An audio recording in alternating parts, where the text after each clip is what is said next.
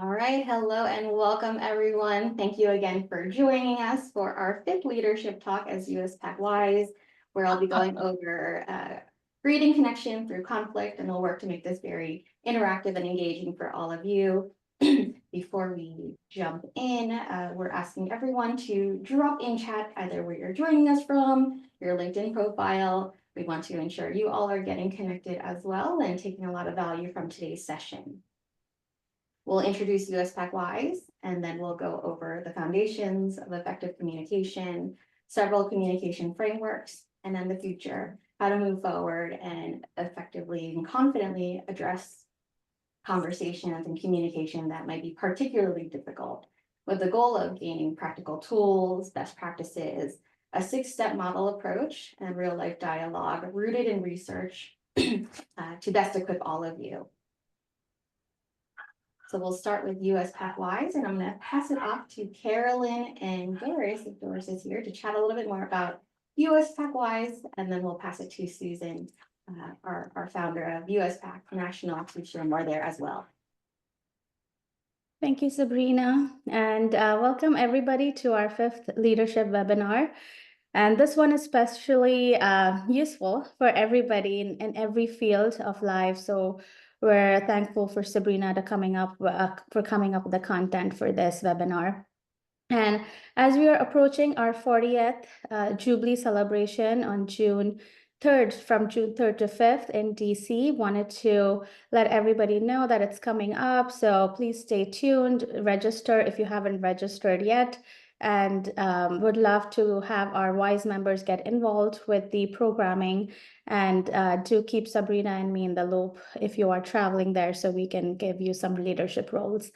So apart from that, we are also launching WISE Academy during celebration with the help of Terry Shao, who's a wonderful professor from MIT, and Sabrina's leading this charge. So I'm very excited to talk more about that as well during Sabrina's session, and also during celebration. So stay tuned. And we are coming up with our 4th and 5th mentoring circle for 2026. So we'll give you more information about that as well during June. But I'll hand it over. I don't see Doris. Doris, are you here? I see Doris. So I'll hand it over to Doris to talk about the pillars of WISE. Hi, everyone. Thank you for joining our meeting, our leadership talk. The fourth pillar, the USPAC Wise is founded on 4 pillars. Number 1 is to own our own voice. Number 2 is if there's no table for us, that we'll create our own table. Number 3 is to own our own financial independence and financial acumen, and also to give back. This is one way, the leadership seminar is one way of giving back. And Sabrina is actually a role model for that. Susan as well, that is on this call, is also a role model, and many of the people here in this seminar, and hopefully all of you as well. Welcome to USPAC Leadership Seminar, and I'm going to hand it back to Sabrina. Amazing. We're going to introduce Susan here, who is joining us from USPAC, our founder, and very proud to be celebrating 4th anniversary this year. Susan, if you wanted to share more on USPAC. Sure. Thank you, Sabrina and Carolyn and Doris. And greetings from USPAC National in Washington, D.C. I am Susan L. Allen, National President and CEO. I warmly invite all of you to celebrate a very significant milestone, USPAC's 40th anniversary, our Ruby Jubilee, from June 3rd to 5th at the beautiful MGM National Harbor in Maryland, 15 minutes from Ronald Reagan National Airport. You see, for 40 years, the U.S. Pan Asian American Chamber of Commerce Education Foundation has proudly served as the leading and effective voice for equal opportunity and fair treatment for all Americans, including Pan Asian Americans in the business world, providing critical education, impactful training, and valuable connections that directly lead to real-world successes.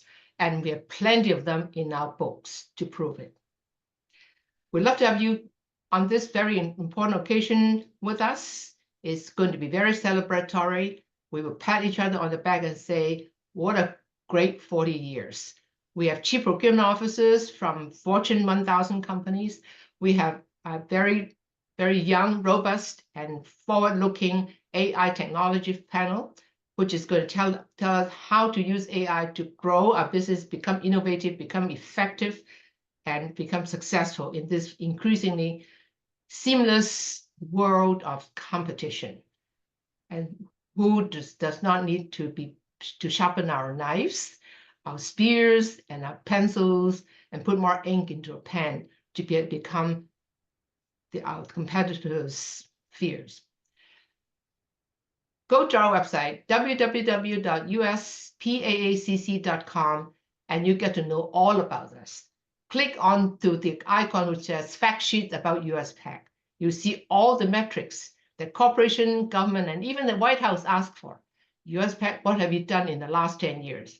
What have you done in the last 15 years? With all the numbers to show. Not just numbers, folks, but real life stories, real people, real faces. Visit our website. Every single face in our website are real people taking those photographs in real time. No fake news, no implants. Go to our celebration conference website, https://celebrationconference.com.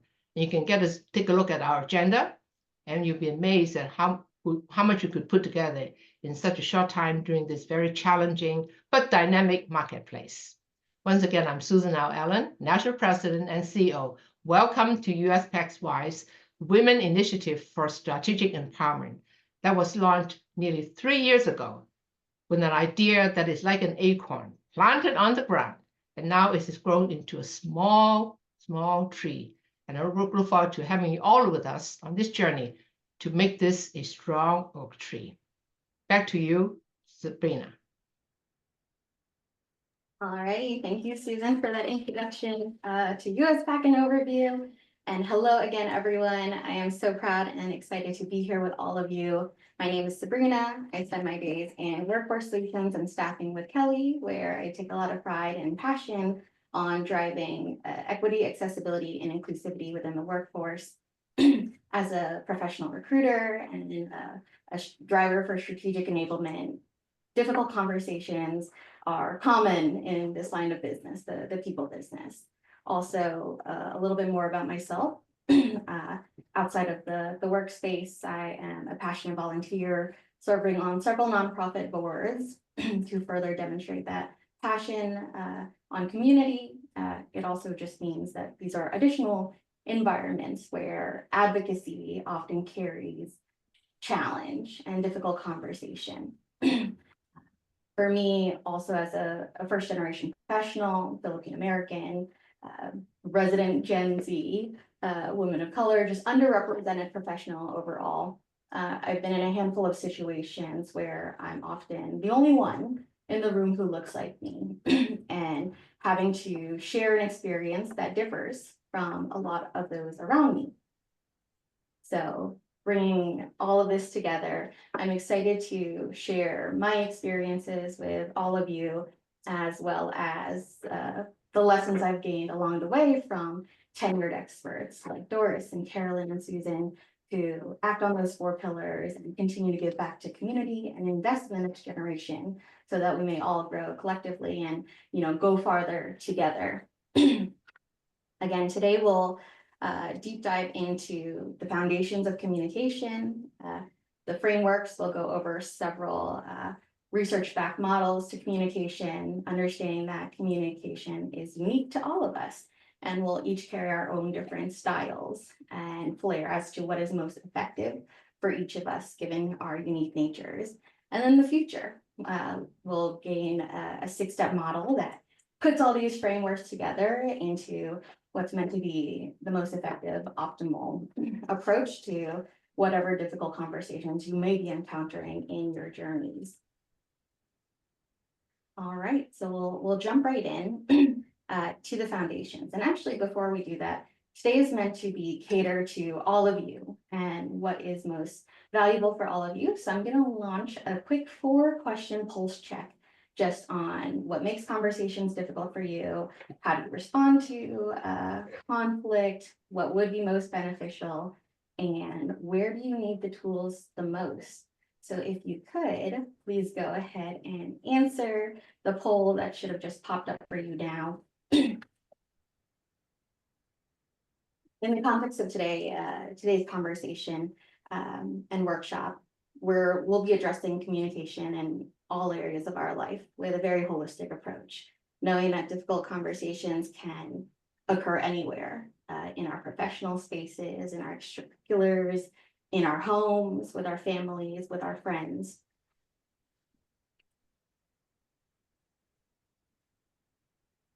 And we're seeing those results trickle in, and we had a couple additional friends join us today. So again, please answer the poll and drop in chat where you're joining us from so that we can all stay connected here.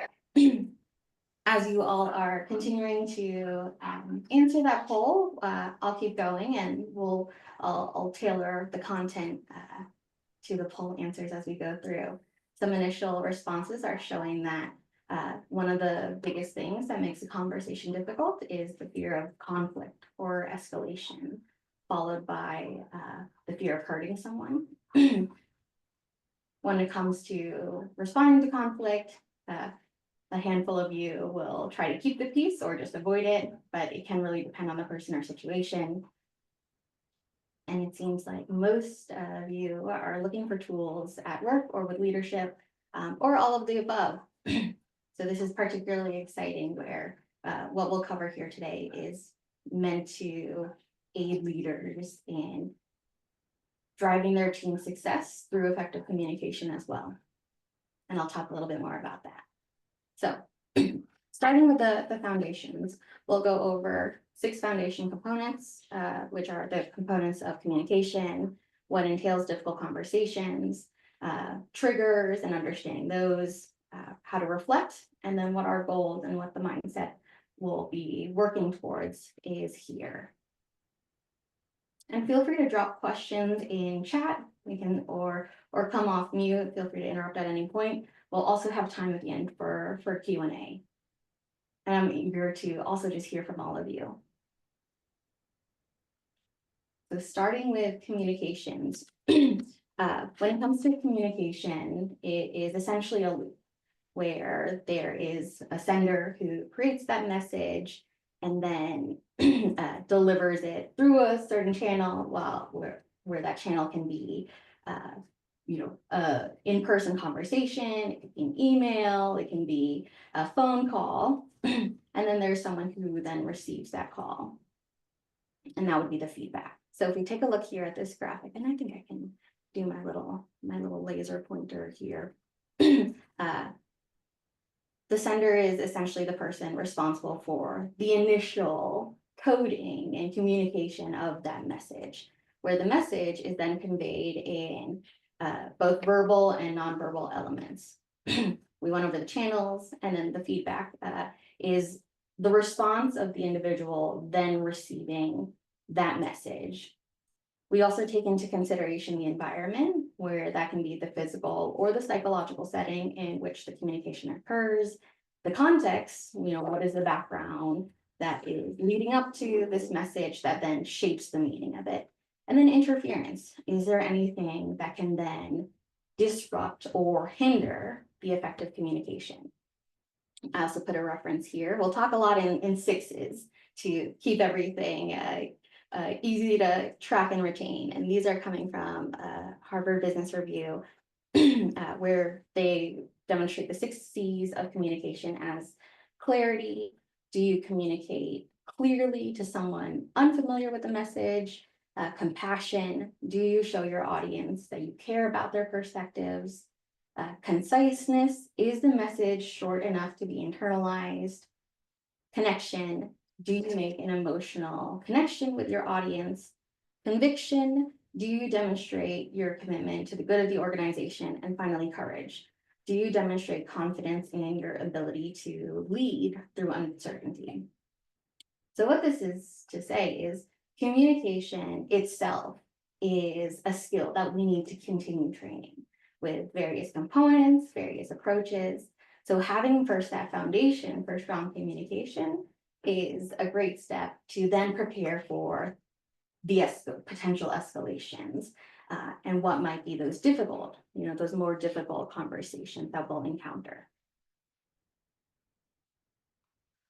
Getting into the difficult conversations, there are tons of reasons why difficult conversations matter to us, where there is a huge cost to us when we're not effectively addressing conversations. Your time, your money, your productivity, your well-being. There was a study from 2008 that shared that it is an insane cost annually resulting from conflict, both time and financial cost. There's also a lot of risk associated with not effectively addressing conflict.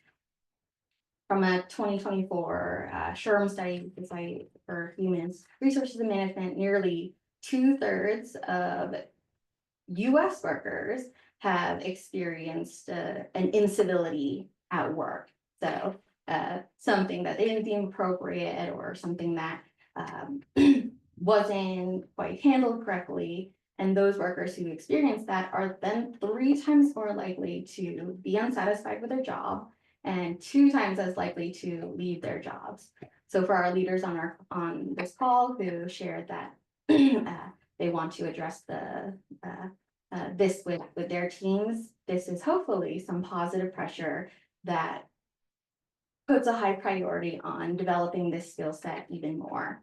I also want to share a little bit more on the cost, where there is tons of associated costs to navigating conflict, whether there's risk for legal pursuit, disciplinary cases, resignations, workplace discrimination, or employment lawsuits. So another reason to, again, prioritize handling difficult conversations, knowing how both frequently they occur and how costly they can really be. Now, what exactly makes a conversation difficult? A handful of things that come together generally, especially if we consider those six parameters of communication. If any of these are missing, that sort of increases the risk that this conversation won't go the way that someone is intending them to go. That can be also these 3 core components you'll see frequently through the communication frameworks. There's dissenting opinions. You're going to disagree on something. There's strong emotions. You feel very passionate about the message you're trying to convey and having it being received in the way you want it received. Or there's high stakes. We see this in the poll where one of the biggest fears of or concerns about difficult conversations is your reputation or the perception of you, which can be one of those high stakes. It can be that relationship, it can be your job, and more. Some context to all of this too is we look at the psychology and the neuroscience here, that when it comes to these difficult conversations, perceived threats can also activate the same parts of our brains that are for physical pain. So that can be a big motivator to not have difficult conversations, and that drives that avoidance we see when it comes to these.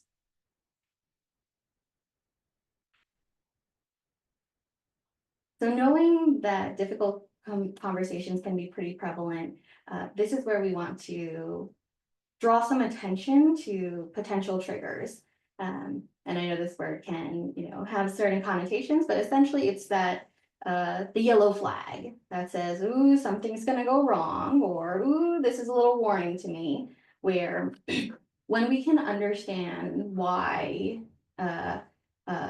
initiating a difficult conversation, where that's coming from, it can help us better prepare and then respond more effectively.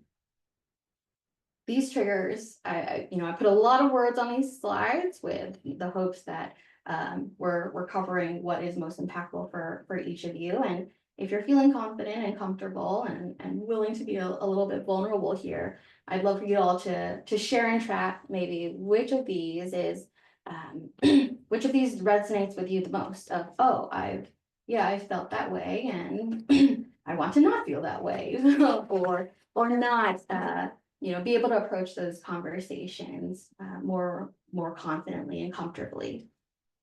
Same with the difficult conversations. I'd love to hear which ones you all are, finding most challenging, most pressing, and then we can dive deeper into that a little bit more too. But these triggers come from especially trust. You know how important trust is in the workplace, with our relationships, feedback. When it comes to the professional space, a lot of us are working to build cultures of feedback where we can continue to grow together by that togetherness and that sense of accountability with each other. But receiving and giving negative feedback can be very challenging. Emotional buildup is when I'll draw attention to. This is sort of the context to your message. Say you're having a really rough day and everything is compounding, and then finally it's time to deliver this message, and it's delivered in a way that's not received very well. Or unclear boundaries or roles, where I think this happens to a handful of us, where we have a certain understanding in our mind, and if the other party isn't quite agreeing to it or following through with it, that can be very, very harmful, and it affects that trust. But it can also come from just unclear boundaries or unclear expectations of how to address those things. I'm seeing a couple examples in chat: misalignment and emotional buildup, unresolved conflict that continues to build, broken agreements. So knowing too that these issues can compound means that we'll want to address them sooner rather than later.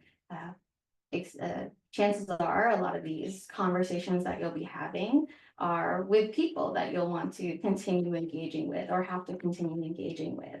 And if there's that sort of sense of resentment, then the concern is that it will continue to grow. So addressing it sooner is the goal and the hope. So as we go through these sort of triggers and these flags that tell us, ooh, something is kind of wrong, we'll want to then be able to properly reflect so that we can move forward. So here I put some steps and some actions. Again, you'll see lots of words with the goal of providing multiple tools for you all to take and pick the ones that work best for each of you. So reflecting on triggers. Before entering a difficult conversation, taking that time to process your emotional response can then increase the likelihood of you staying grounded and curious rather than potentially reactive. Here are some strategies. Name it to tame it. This is where you are labeling that emotion, whether it's anger or fear or shame or disappointment. Neuroscience tells us that naming emotions helps reduce their intensity. Identify the unmet need. Every trigger generally has a deeper need, whether it's for respect, for safety, for control, or appreciation. Knowing what that is for us, again, informs us on how we can properly prepare. Examine the story. Asking yourself questions like, what story am I telling myself about this person or this situation? And then asking yourself a follow-up, what else could be true? Did this person come into this conversation with the intent to harm me because I think they're lazy and I think they're mean? Or am I feeling, something else is happening? Like I'm not feeling respected. And, maybe what's true is I could clarify my boundaries, or, they might have an additional environmental context happening. But examining that full story comprehensively. Checking your physical state. Are you experiencing, shallow breathing, heart racing? This is a great space to leverage, deep breaths, body scans, stepping away, and then journaling or talking it out. Writing or speaking out your thoughts can help provide that clarity and release. I'll also bump AI here, generative AI. If there's not, say, a person you can talk to, a cool application of generative AI, this is your ChatGPTs, your Geminis, is to have that dialogue with in that confined space. I put a couple of reflection prompts here for you all to take a look at. I won't go through each of those, as well as some techniques in the SCARF model. These techniques here, the stop technique is in the name, stop, pause, take a breath, observe before you proceed. The RAIN technique, recognize some things are happening, allow yourself to feel, investigate, and nurture what's going on. And then the window of tolerance, where if you notice you're in a very strong or very low state, working to go back to that, what we call resilience zone. And then this SCARF model here has a couple other steps on helping identify what can be those environmental triggers. That is the status, where status refers to your current state and how you're feeling through everything, your uncertainty as well, going through each of them, and then your autonomy, how much control do you have over your body and yourself, and your relatedness, how important is this essentially to what's going on around you, and fairness, your sense of justice, where again, this helps us understand our emotional triggers in conversations, and social threats trigger the same brain response as physical danger. So the overall goal here is to recognize and minimize triggers to then foster better communication and collaboration. Which brings us to our goals, where there's a handful of goals here. One of the big ones being our intent around these conversations, where we're wanting to shift the mindset from adversarial to collaborative. We're not going into this with the intent to compete or to be against each other, but the intent to come together, knowing, again, addressing these issues while preserving the thoughts. Oops, I drew on my screen. Preserving and deepening the relationship. A handful of these difficult questions, I'll go back to the examples, can be relationship breakers. It's the reasons why people leave jobs, friendships end, why people aren't as close as they could be, they used to be. So bringing us back to deepening and preserving, with a priority on shared understanding, mutual respect, emotional safety, that empathy. We're here to help establish a mindset for connection, curiosity over certainty, assuming that there's more to the story. You ask open-ended questions, you seek to understand. You bring compassion over judgment. We know with high emotions that can often mask those underlying fears or needs. So we're compassionate to try and better understand what might be going on in the same way that we would want someone else to be understanding what's going on for us. And finally, responsibility over blame, focusing on what you can own and influence versus how you feel about another person and potential blame that might be shifted in one way or another. Okay.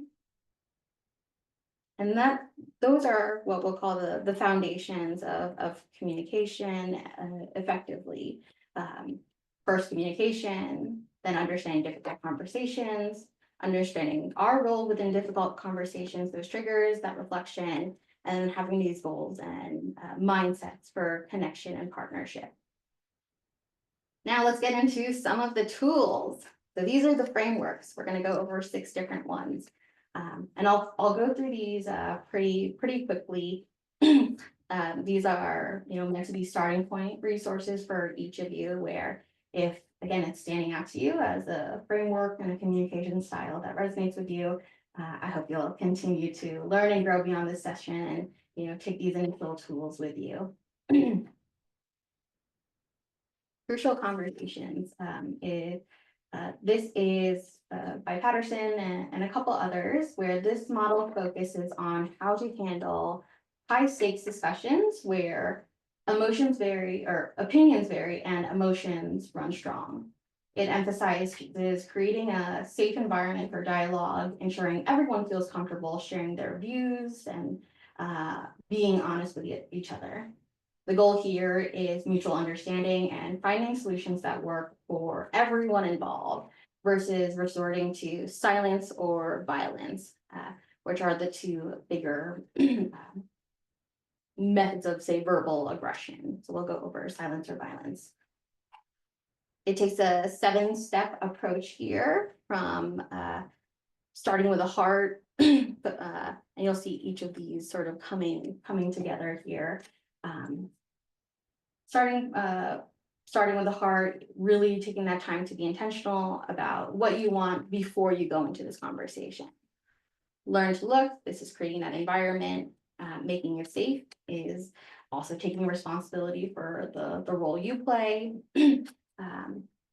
Mastering your story. So this is understanding how we create stories, and I'll draw attention to these two: master my stories, stay my path, and encourage others as the big steps here.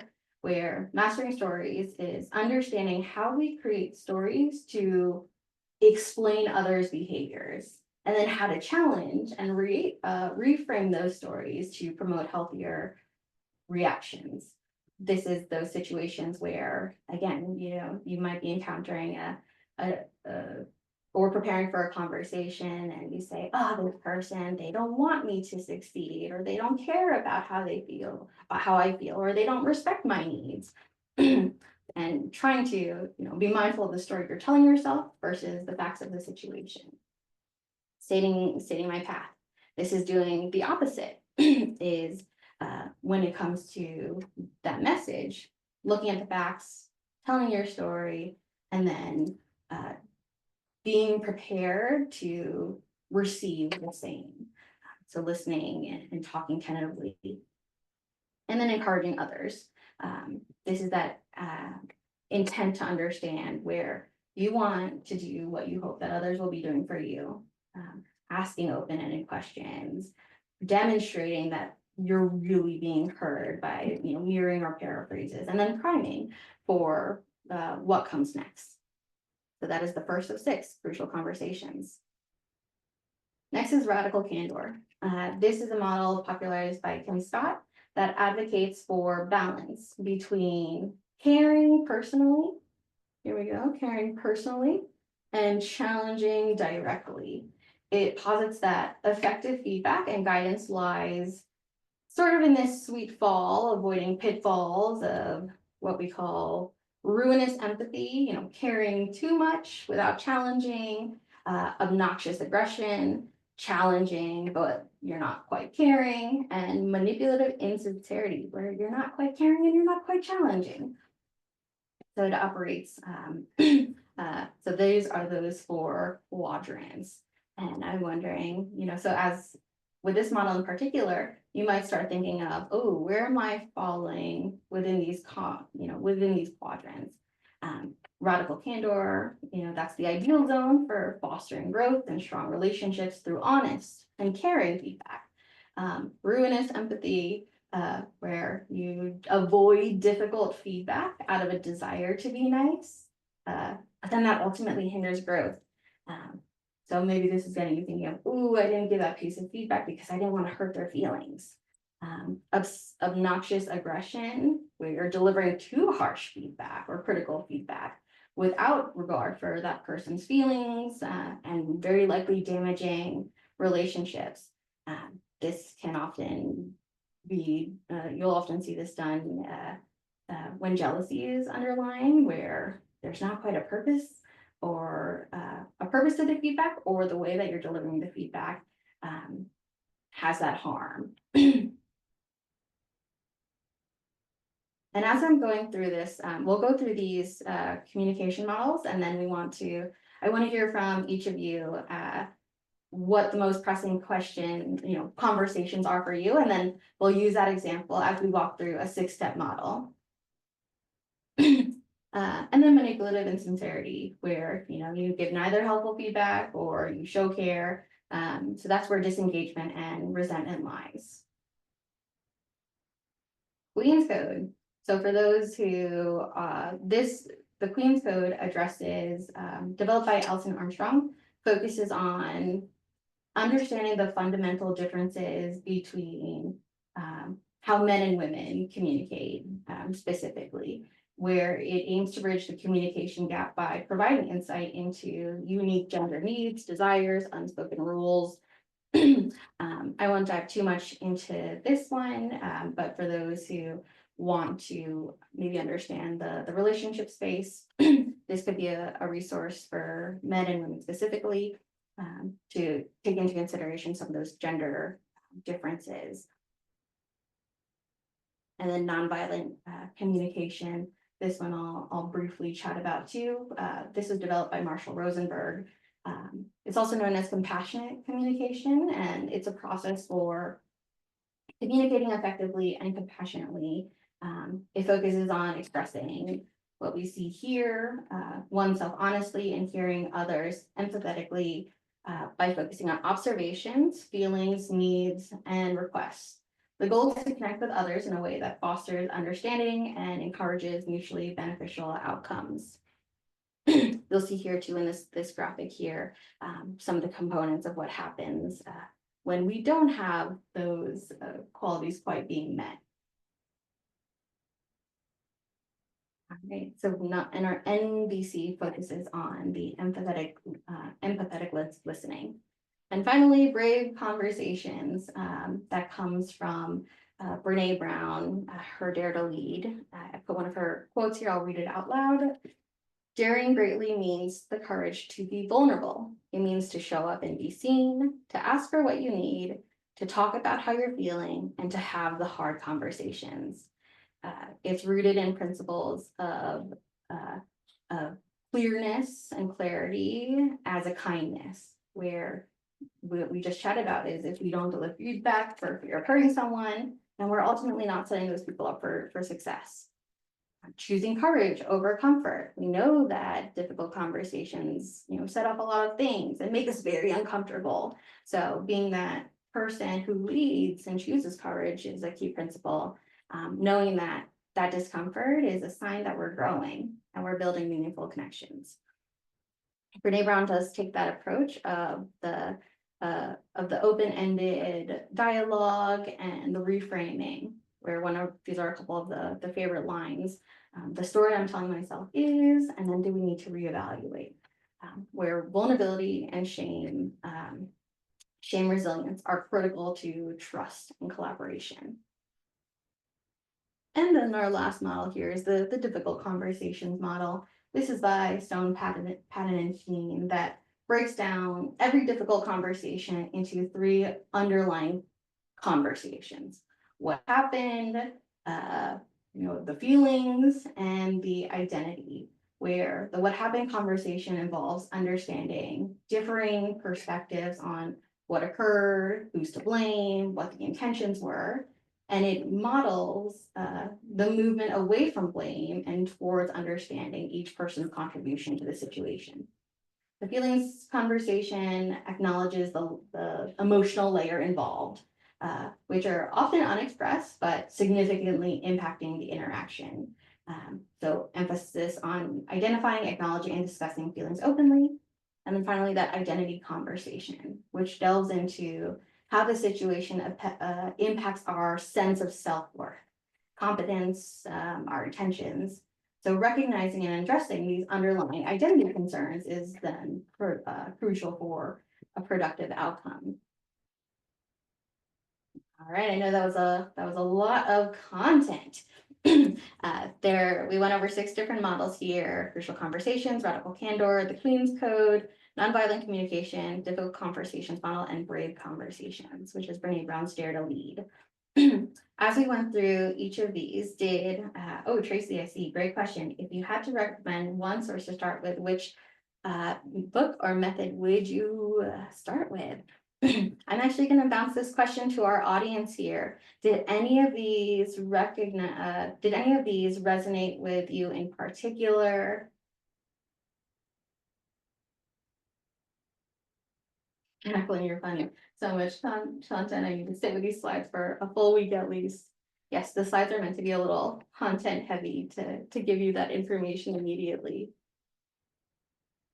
Oh, I see some lots of fans of radical candor. Amazing.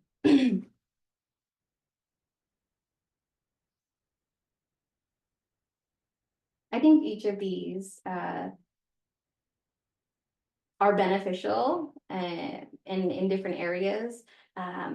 Crucial conversations and radical candor in particular, I think are very well suited for the professional space.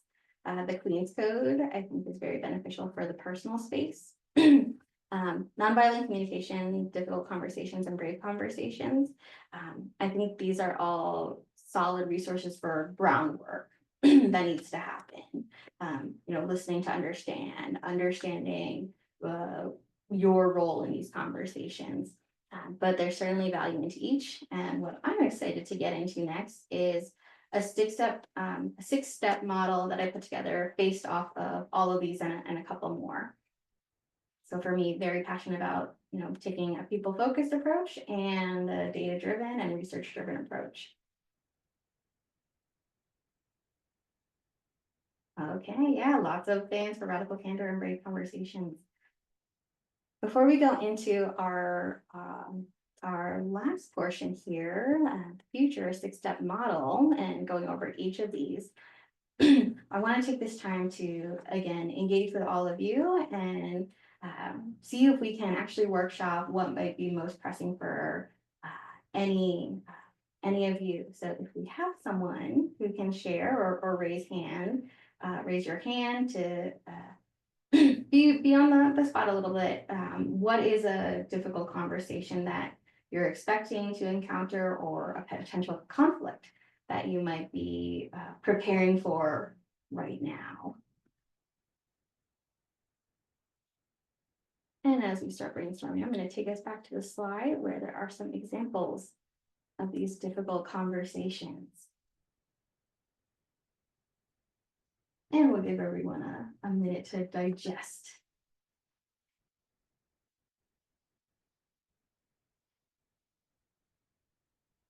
I'll start talking through some examples, and so maybe if there's not like a one that someone wants to share, I'll talk through some examples and we can use one of those as we go through the framework. So some workplace scenarios where this might happen is if you're needing to address performance issue with a team member who has been consistently below expectations, but they're a valued team member and you want to help them improve. It can be dealing with a colleague's unprofessional behavior, a colleague who's consistently making inappropriate jokes that make you or those around you uncomfortable, and you need to address that behavior directly. This can be navigating a project conflict. You have a strong disagreement with a colleague about the direction of a critical project. Both of you have valid points, but you need to find a way to move forward. This can be asking for a raise or a promotion. You're feeling underpaid or you're ready for a promotion, and you need to have that conversation with your leader to make your case. This can be addressing a micromanaging boss, someone who, a manager that's constantly hovering or interfering with your work and impacting your productivity and morale, and you need to have a conversation with them about their management style. We can also go over some personal relationship scenarios, setting boundaries with a family member. If you have a family member who is consistently overstepping, whether it's offering unsolicited advice, borrowing money without repayment, general interference in your personal life. It can be discussing financial issues with a partner. If Maybe you have different spending habits or financial priorities that can lead to a lot of tension. So having an open and honest conversation about finances. Addressing a friend's hurtful behavior, say someone close to you has done something or said something that deeply hurt your feelings. You need to address this with them to repair that relationship or decide how to move forward. This can be ending a relationship, platonic or romantic. And you want to do it in a way that is both honest and respectful while also minimizing hurt as much as possible. Or it can be addressing unequal contributions in a shared living situation. Your roommates are, you feel you're consistently doing more than your fair share of chores or responsibilities than your roommates, and you want to address that and find balance moving forward. There are lots of situations where crucial conversations or difficult conversations, challenging conversations are happening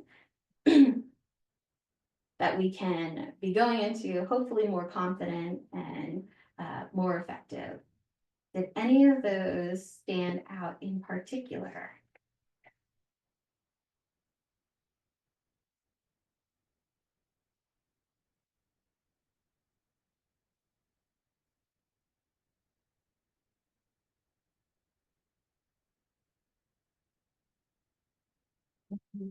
Wider group, all at some point in my life. So let's see.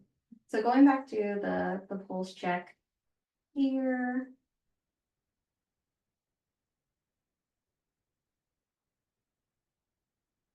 Work or colleagues,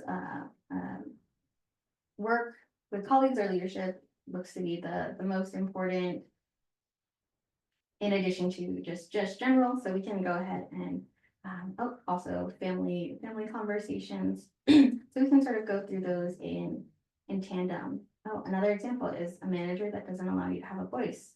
Teresa, thanks so much for sharing here. And again, I would love for you all to be sharing some personal examples of difficult conversations you've encountered, and hopefully that will too provide some reassurance that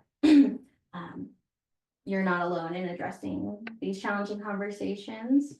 And there are ways and people who have done this or had those conversations effectively. So let's jumpstart you and launch you to how to have those without the you don't need to start from the ground up. Elderly parents needing care, but breaking agreements at work or with family, micromanagers that you have addressed, but they continue same behavior, family member with medical needs that doesn't take the diagnosis as seriously as they should. Okay, so let's go through some of the 6-step model. So this is something I put together based off of the frameworks from my personal experiences, from my learnings and my education, with the hope of pulling the best parts of all these models into one comprehensive one for all of you. And as I use this sort of myself, we'll go 2 steps by 2 steps. So the overview is the first step is to prepare with intention, then create psychological safety, state that intention and your experience that you prepared, invite their perspective, and then work together to find common ground, ultimately landing on clarity and commitment.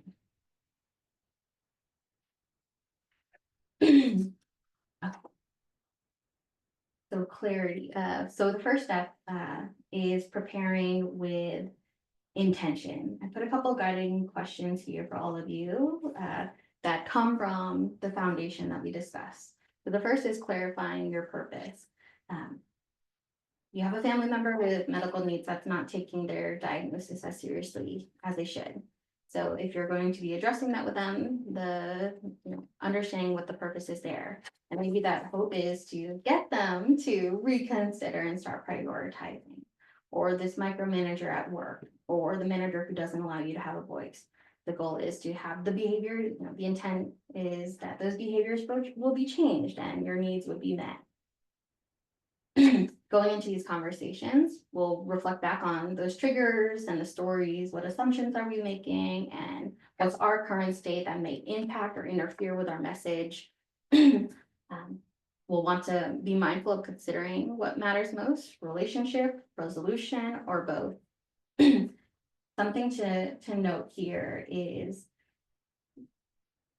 with all these frameworks, with all of these steps, with all this information, that doesn't guarantee a resolution, unfortunately.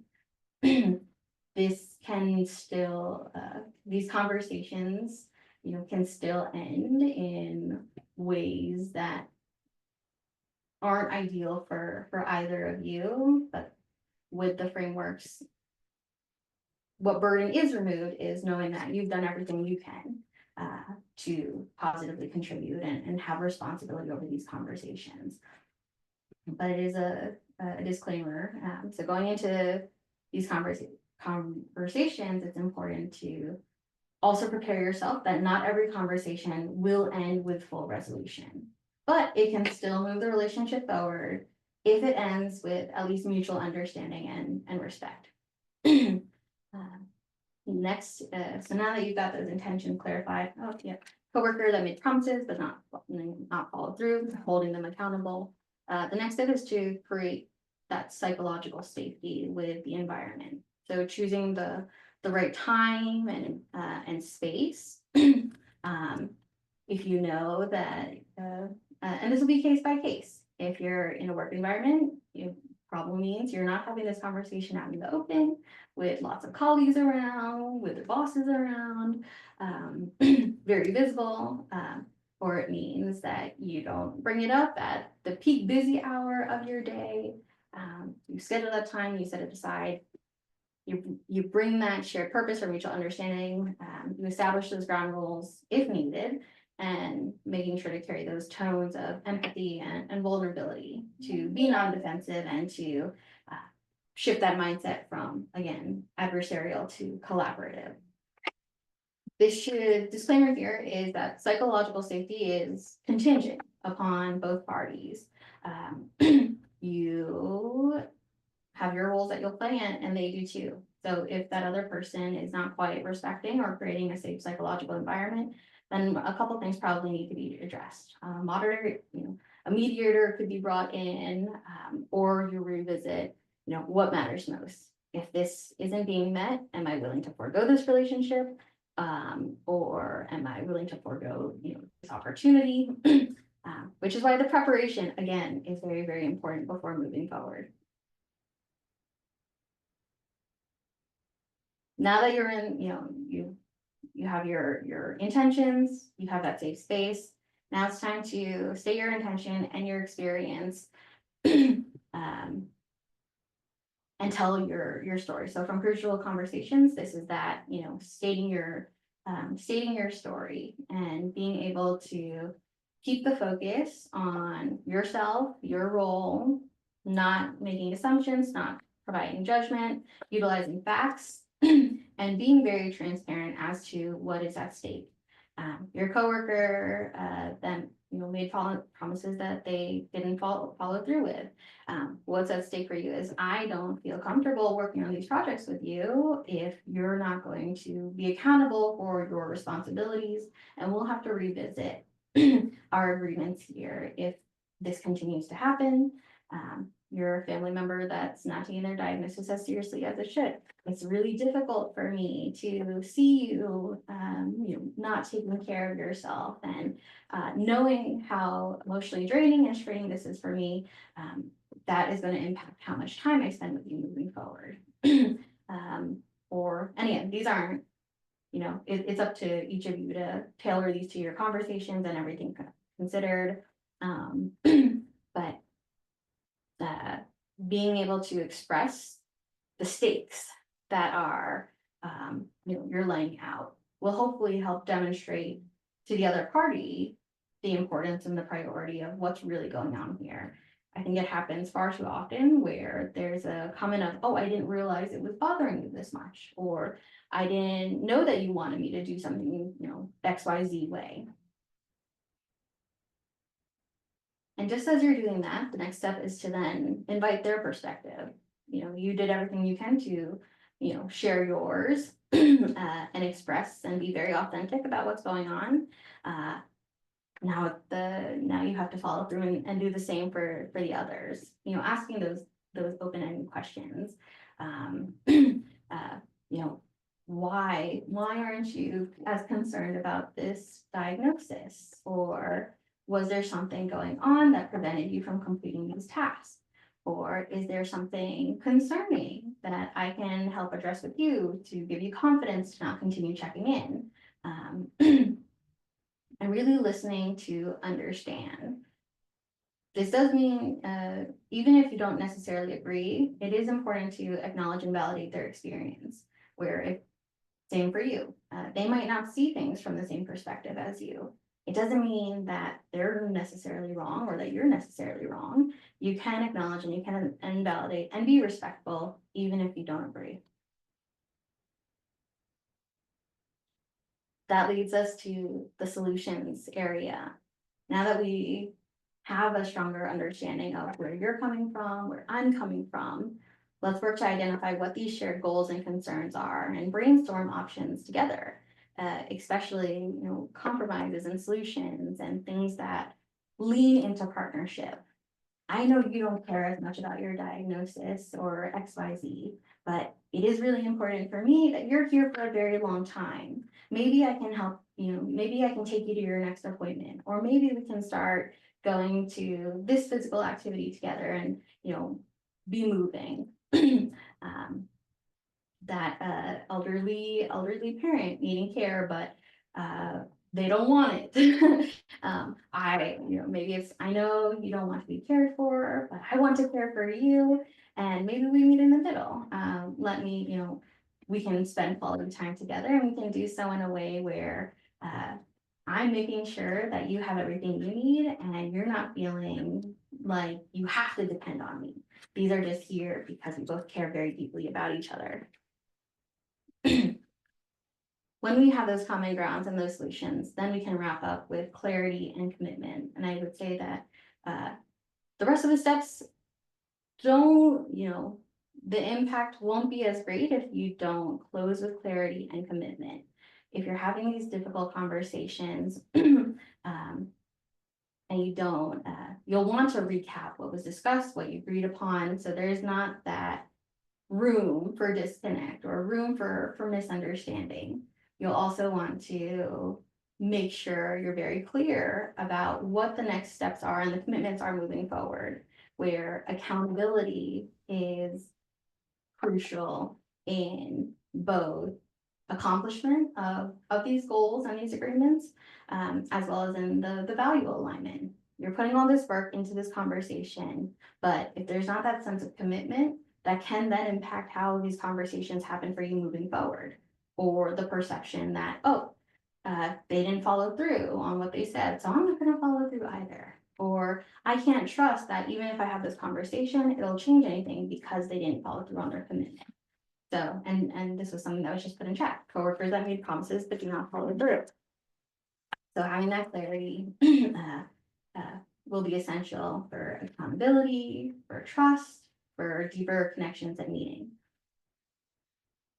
Now, all of this together is to say, there are lots of situations where we can encounter potential conflict, and a lot of conversations in all aspects of our life, in our jobs, in our homes, with our friends, with our families. But it doesn't have to escalate to conflict. And we can use those spaces as opportunities to instead deepen our connection, deepen our relationships, build trust, build accountability, and really lean into meaning and togetherness, versus combativeness and conflict. So I'm hoping that this 6-step model, that's a culmination again of those frameworks, will be valuable for all of you moving forward as you prepare to encounter similar conversations moving forward. So thank all of you for your time and for walking through this with me. We will share this recording out to each of you. And we have a couple minutes here for any pressing questions, any comments, concerns. We'd appreciate your feedback as well. And would love for all of you to, follow our USPAC Wise, USPAC pages on LinkedIn, social media, and stay connected with all of us as we continue to put on additional events and resources for all of you. And these are open to all, with again, the hope of giving back to our communities, empowering next generations, and growing together.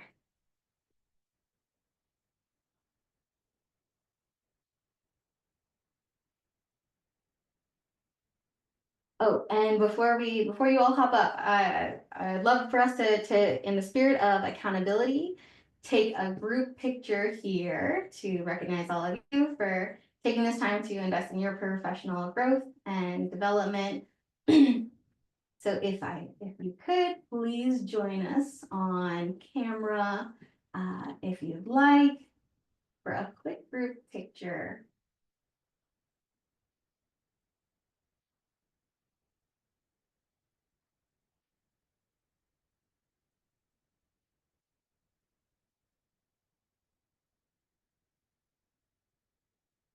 I see everyone hopping on camera for a picture. Smile if you would like.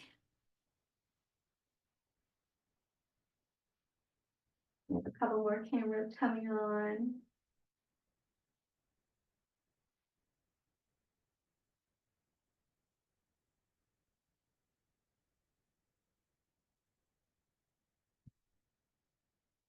Okay, thank you all. Could hold it for a minute. There are 2 pages, so it's going to take me just a second to get all of us in.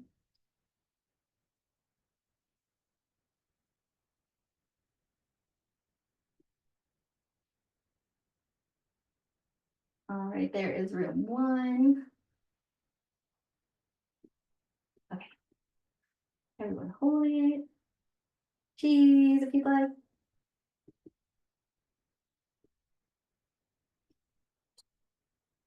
And then room 2.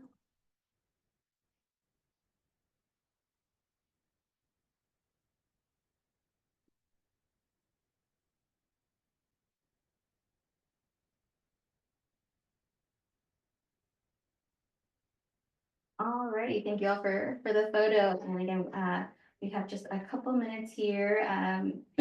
There was a question in chat on helping folks speak up that are scared to speak up. And we can certainly chat further about that next time. But in terms of just initial ones, that will probably lean into the foundations of communication, where having that clear understanding of yourself and what your communication style is will hopefully help build that confidence too. This can also stem from, your personal value propositions and your motivators as to the context of that conversation. But my recommendation is to, go back to the basics. Where is the hesitancy coming from in terms of speaking up? And do that self-reflection to get over the hump and barrier from speaking up. But well, we can definitely dive deeper if needed. Okay, I don't see any additional questions in our chat, so I'm just going to bring back our USPAC Wise team, Carolyn, Doris, Susan, to share closing remarks. Thank you, Sabrina. This was a very impactful session. Of course, there's a lot of information, so we'll all have to go through it again, but we'll be sharing the recording, right, to everybody who registered and the slides. I think that will help. But again, thank you for sharing the knowledge with us. Thank you for everyone for participating. I think that this is something difficult important for everyone to master, skills for everyone to master. Oh, Susan, you are muted. Susan, you're on mute.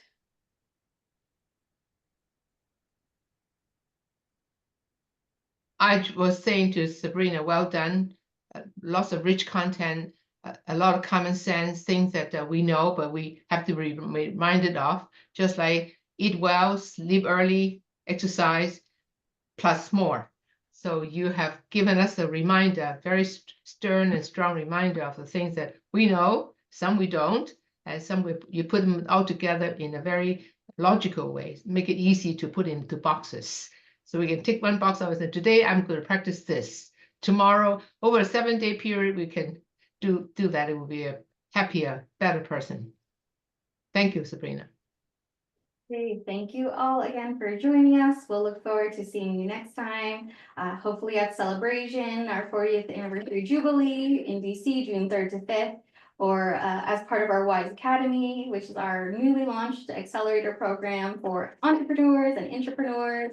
Anyone wanting to level up their entrepreneurial mindset and innovation, those applications are now open. You can find all the details on our websites, uspac-wise.com, or our LinkedIn pages, or uspac.org. And we will see you all next time. Thank you so much. Right. Bye-bye. Bye.